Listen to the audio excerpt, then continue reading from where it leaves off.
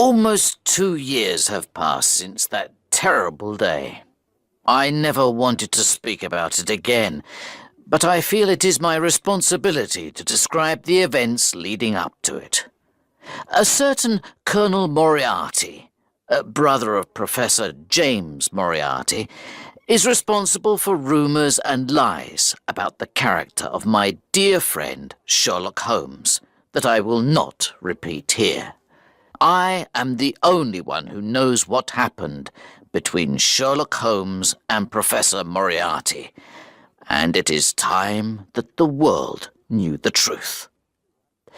I still visited 221B Baker Street from time to time when Holmes wanted a companion to help him with his investigations, but not as often as before. In the final year of my visits, Holmes spent more and more time alone. The mystery he was trying to solve occupied a lot of his time, but he wouldn't speak about it, not even to me.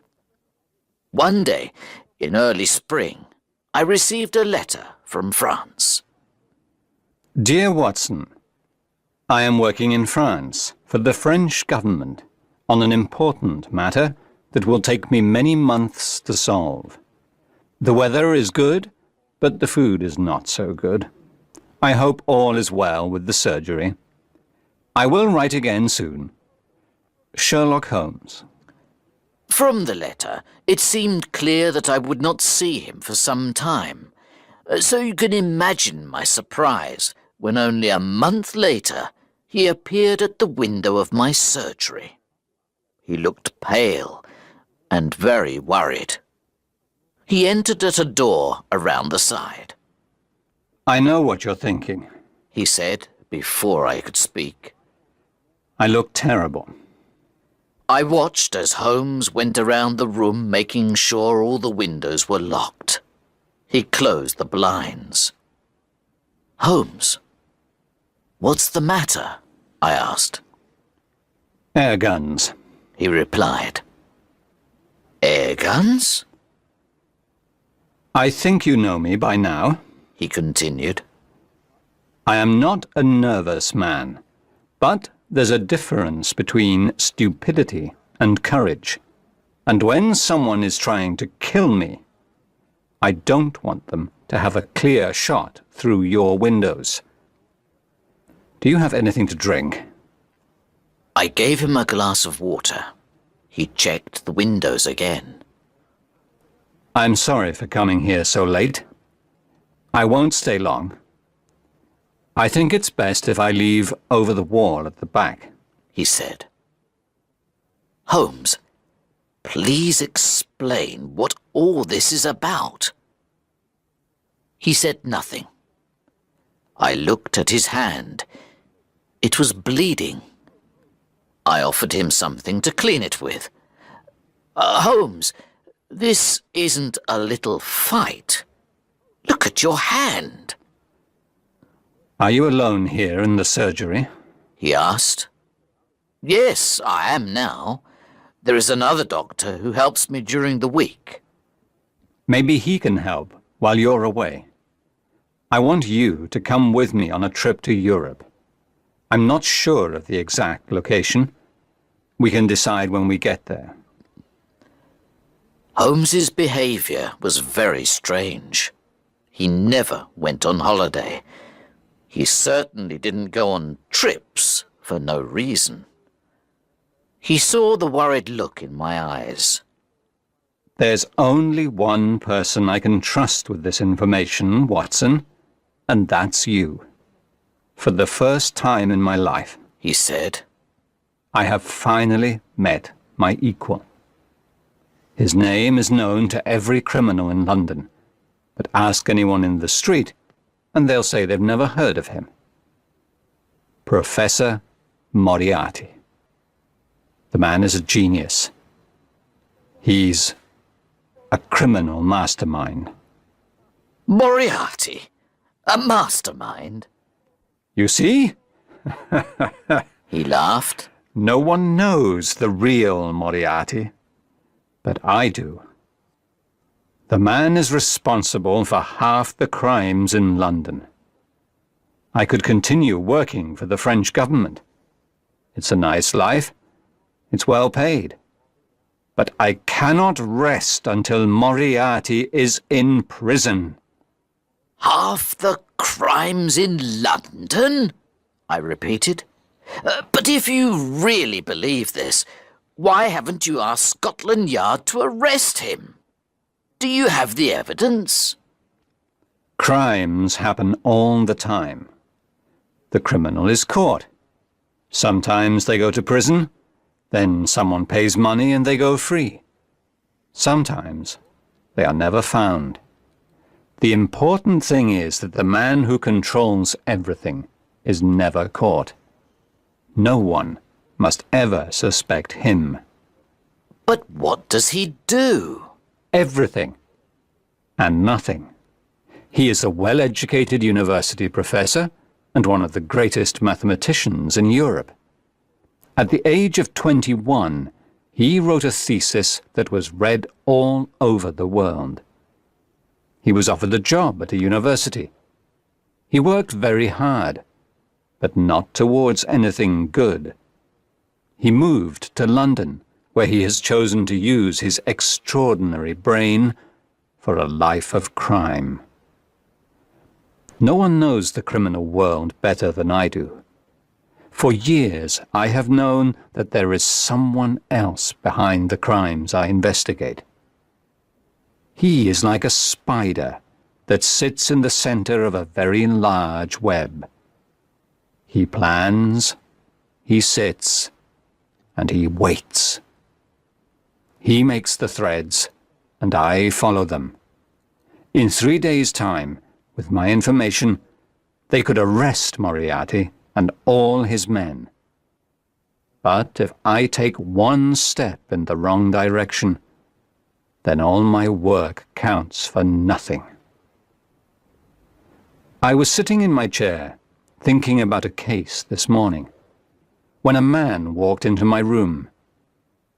I knew him immediately. His forehead was high, his skin was pale, and his shoulders were round from the time spent in his study. His eyes were so dark, I couldn't read the slightest emotion in them. He observed me with simple curiosity, as his head moved from side to side, like a snake. "You're not as intelligent as I thought," he said. "Don't you know it's dangerous to keep a loaded gun in your pocket?" I took out the gun that was in my pocket and put it on the table, but I kept my fingers close to it. "You know who I am," he hissed softly. "If you have something to tell me, Professor Moriarty, I am free for around 5 minutes," I replied. Holmes moved around the room restlessly. "And what happened next?" I asked. Moriarty asked me if I would continue with my investigations. I told him he already knew the answer. "Then you know mine," he replied. He put his hand in his pocket. I placed my fingers on the gun on the table. But instead of a gun, he took out a notebook and read aloud. "On the 4th of January, you passed me in the street. On the 23rd of January, you were in my way. In the middle of February, you were causing me problems. By the end of March, I had to change my plans. Now I find, a month later, that you are trying to take my freedom from me. We both know that this cannot continue." "You're right," I said. "It won't continue. Give me 3 more days, and it will end." "You're an interesting opponent, Holmes. I don't know what I'd do without you. I'd be quite bored. You're smiling, but I'm telling you the truth. This little game you are playing is too dangerous," he continued. I'm not afraid of danger. It's part of my profession, I replied. This is not danger. He cried. This is madness. There is a whole organization behind me. Do you think you alone can stop it? There is only one end to this, Holmes. We both know what it is. I enjoy your company, I replied, but I have an important matter to investigate. I know every move you make. If you try to destroy me, I will do the same to you, he said. You are too kind if you think I am capable of destroying you, but I will happily accept my own destruction if I can free the world of you, Moriarty. Such a pity, he said as he went out of the door. But you leave me with no choice. Moriarty is a man of his word, and he doesn't waste time. On the way here, I almost lost my life 3 times. First, a carriage with 2 horses came towards me at full speed. Fortunately, I jumped from the road just in time. Then, as I was walking around the corner, a stone fell from the top of the town hall. It missed me by the smallest amount. Finally, on the road to your house, a man attacked me. I hit him hard, and he fell over. I was amazed at the way my friend spoke of these events. He was lucky to be alive, and yet he told his story so calmly. You can understand now, Watson, why I shouldn't leave by the front door. He continued. Holmes, you can't go home. You must stay here. Holmes would not listen. He left, as planned, over the back wall, but only after we had made arrangements for the next day. I'll see you tomorrow morning, he said. Take this note. Follow these instructions carefully. Do exactly what it says. Destroy it afterwards. Where will I meet you? I asked. I'll see you on the train. The 3rd carriage from the front is reserved. The next day, I followed Holmes's instructions. I did not take the first cab that arrived outside my door, or the second. I took the 3rd. I gave the cab driver an address to take my luggage to. I got out early, 10 minutes away from the station. I ran around the corner where a horse and carriage was waiting. He didn't ask for my destination. He took me directly to the station. When I arrived, I was just in time for the express train that connects with the ferry to France. I ran as fast as I could, and I saw a porter taking my luggage to a carriage. There was a reserved sign on the window, and I got in. There was a man in the carriage, but it wasn't Holmes. It was a priest. I was confused. Holmes said the carriage was only reserved for us. I sat down, and the train left the station. Where was Holmes? After last night's events, I was very worried for my friend's safety. Then the priest spoke. It's good manners to say, "Good morning, Watson."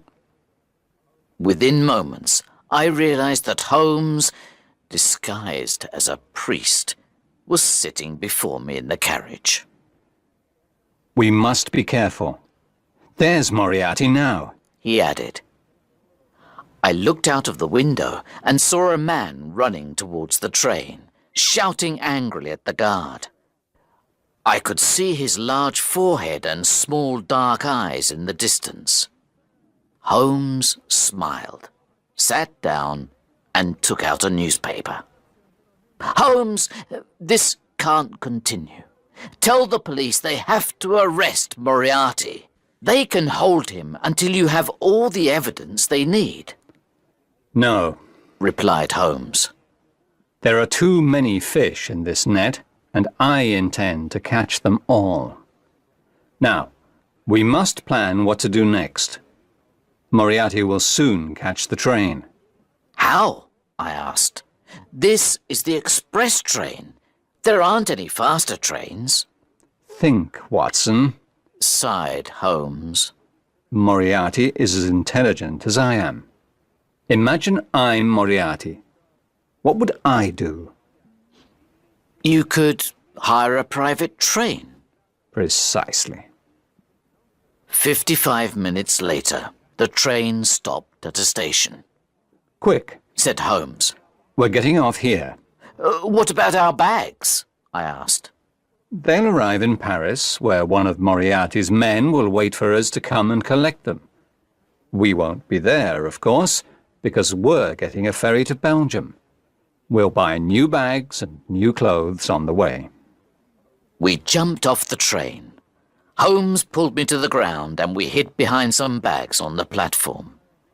I watched as the train left and our own luggage disappeared. At that same moment, another train passed by on another platform, going at full speed. A man looked out of the window. We saw the face of Professor Moriarty. We guessed his plan, Said Holmes. We're lucky. He didn't guess mine. On the third day of our travels in Europe, Holmes sent a telegram to the police. Later that evening, he received a reply. I knew it! He cried. Have they caught Moriarty? I asked. He shook his head. He has escaped. You should return to England, Watson. Moriarty will try to find me. No, I said. I'm going to come with you. We discussed the matter for over an hour until Holmes became bored and agreed that I could stay. Holmes decided it was best for us to walk from France into Switzerland with the help of a local guide. One day, after days of walking, we sat down on a pretty area of grass to eat. I looked up and saw a huge rock falling from the top of the mountain towards us. I jumped out of the way and pushed Holmes to one side. I was surprised the guide didn't try to help. He told us coldly that rocks often fell from the mountain. It was wise to be careful. Who's there? I cried. I ran up the hill, but there was no sign of anyone. Holmes decided to change our plans. We took a different route into Switzerland, and we left our guide. Finally, we crossed over the Alps. We arrived at a small village where we rested at the guest house. The owner spoke good English.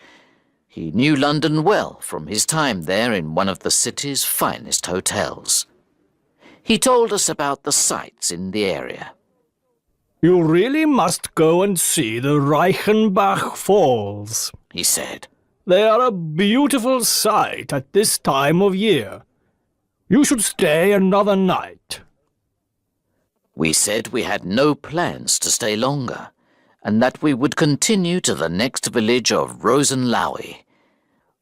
But Holmes agreed that we should see the falls first, as we weren't far away. After more than an hour along a steep, narrow path, we heard the falls. The water from the melted snow from the mountains fell into the depths below with a sound like thunder. The path ended at the waterfall. The only way back was along the same path we came. Smoke seemed to rise from the black rock at the bottom, like a cauldron. I shouted to Holmes, who was at the end of the path. I heard the echo of my voice from the bottom of the falls. We rested on a rock near the falls to admire the view. Soon after, a young Swiss boy came running towards us with a note in his hand. Herr Doctor, he shouted to me. He handed me the note. It was written in English. A young English woman is very ill. We think she is dying, but she doesn't speak any German. We need an English doctor to come quickly before it's too late. Holmes agreed he would continue to Rosenlaui with the Swiss boy as a guide. I would find another guide and see him later. I went back down the hill as quickly as I could to see the poor woman. Where's the patient? I asked. I hope she's not worse. What do you mean? The guest house owner asked. I handed him the note written on hotel paper. Didn't you write this? I asked. No, he said. This is very strange. Can you remember anyone asking you for paper? Not long before you left, a well-educated Englishman came here. I didn't wait to hear any more, because I knew the rest. When I was coming down the path to the hotel, I remembered seeing a man on the other side of the hill walking up towards the falls. He was tall and thin, and I ran back up the path, but it took longer to go up than to come down. When I arrived, Holmes wasn't there. My worst fear was true. There wasn't a sick English lady. It was all a lie, so that I would leave Holmes. I tried to think what Holmes would do. It didn't take long to find out what happened. The sight of Holmes's walking stick against a rock nearby told me that his journey went no further than the end of the path by the waterfall. There were no footprints returning back towards the path. I could see the torn roots of plants, and finally the mark of a long fingernail in the ground at the edge of the falls. I looked over into the black water beneath and shouted as loudly as I could, "Holmes! Sherlock Holmes! Sherlock Holmes!" came the echo of my own voice. I shouted again, but it was no good. In that cauldron was one of the world's most dangerous criminals, and in my stomach I knew my friend and one of the world's greatest detectives was with him until the end. Then, on the rock next to the walking stick, I saw a small silver case. I picked it up. There was a note inside. It read, I am grateful to Professor Moriarty for giving me this opportunity to write to you. Now I will finally defeat one of the world's greatest criminals. Tell everyone the news. The police have all the information they need. I have left a file with my brother, Mycroft. I am sorry, Watson, because I know this will be particularly difficult for you, my dear friend. But my disappearance from this world is the price I must pay. Yours truly, Sherlock Holmes.